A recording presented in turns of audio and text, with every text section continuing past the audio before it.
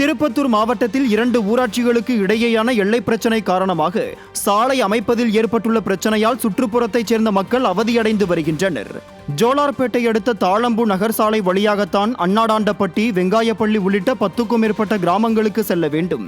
அங்கிருந்து திருப்பத்தூர் பிரதான சாலையை இணைக்கும் 131 மீட்டர் அளவிலான சாலை குண்டும் குழியுமாக உள்ளதால் சாலையை போடச் சொல்லி கேட்டும் ஊராட்சி நிர்வாகம் கண்டுகொள்ளவில்லை என குற்றம் சாட்டுகின்றனர்.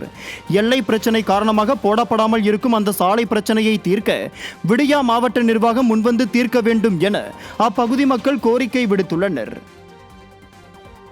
ஸ்கூல் பஸ் வந்து போயிருக்குதுக்கா, அதில் ஏகப்பட்ட மழை பெஞ்சாலும் புளிப்பல் வாங்குதுக்கா, அதில் பாதிப்பு ஏகப்பட்ட பாரு பாதிப்பு ஆகுதுக்கா. அதில் இவ்வளோ தண்ணி தேங்குது, யாரும் ஸ்டெப் எடுக்க மாட்டாங்க ரோடுக்கே. நாங்கள் ஓட்டு போடுறது எதுக்குமே வேஸ்ட் நினைக்கிறோம்.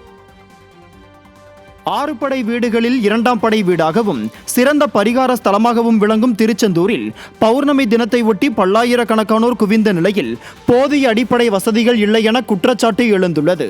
திருச்செந்தூர் கோயிலுக்கு வரும் பக்தர்களுக்கு குடிநீர் மற்றும் கழிப்பிட வசதிகளை மாவட்ட நிர்வாகமோ கோயில் நிர்வாகமோ சரியாக செய்து தரவில்லை என குற்றச்சாட்டு எழுந்துள்ளது. அத்துடன் திருச்செந்தூரில் இருந்து தங்களின் சொந்த ஊர்களுக்கு செல்ல போதுமான பேருந்து வசதியும் இல்லை என்றும் பக்தர்கள் குற்றம் சாட்டுகின்றனர்.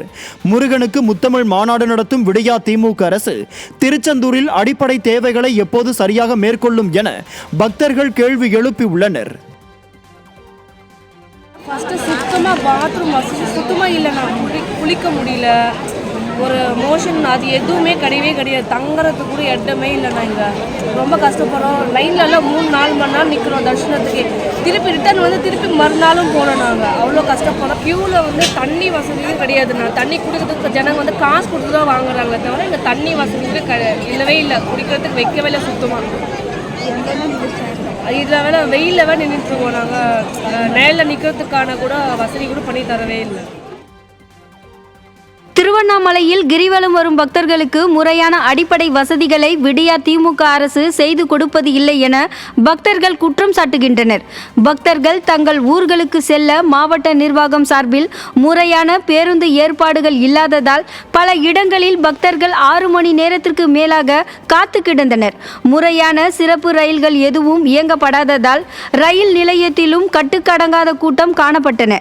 அண்ணாமலையார் கோவிலில் ஆண்டுக்கு 100 கோடி ரூபாய்க்கு மேல் வருமானம் வரும் நிலையில் பக்தர்களுக்காக அடிப்படை வசதிகளான குடிநீர், கழிவறை ஆகியவற்றை கூட முறையாக விடியா திமுக அரசின் அறநிலைத்துறை ஏற்படுத்தி தருவதில்லை என குற்றச்சாட்டு எழுந்துள்ளது. பஸ் பார்த்தீங்கன்னா நேற்று வந்து பஸ் எல்லாம் இதுக்கு போயிருச்சு, இன்னைக்கு பஸ் இல்லை அப்படிங்கிறாங்க. அப்போ நேற்று வந்து இன்னைக்கு எப்படி நாங்கள் வீட்டுக்கு போகிறது? எப்படி போகிறோம்? பஸ் இல்லை.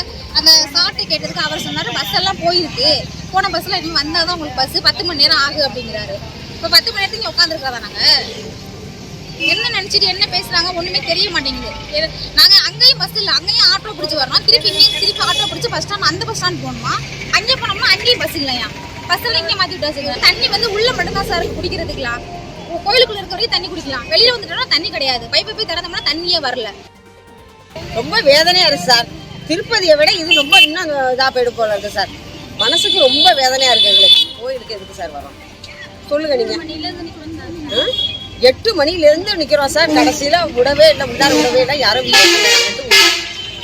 மயக்கம் வந்துட்டு சாப்பாடு இல்லை, ஒரு காற்று இல்லை, ஒன்றுமே இல்லை சார்.